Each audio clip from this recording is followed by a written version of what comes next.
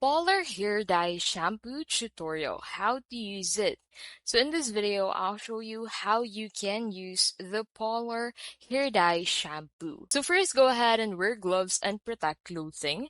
So dampen your hair thoroughly, and then after that, do the application. Squeeze a generous amount of shampoo, about a quarter size dollop for medium length hair, into your palm. Massage into roots and lengths, ensuring even distribution. Leave in here for 3 to 5 minutes and adjust based on desired intensity. 2 minutes for a subtle hint, up to 10 minutes for richer color. And then after that, rinse and repeat. Rinse with lukewarm water until water runs clear, and for deeper tone on first use, repeat the process once more. Now for maintenance, use the Polar shampoo 2 to 3 times per week.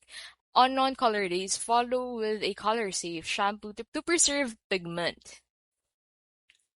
And that is how you can basically use Polar hair dye shampoo.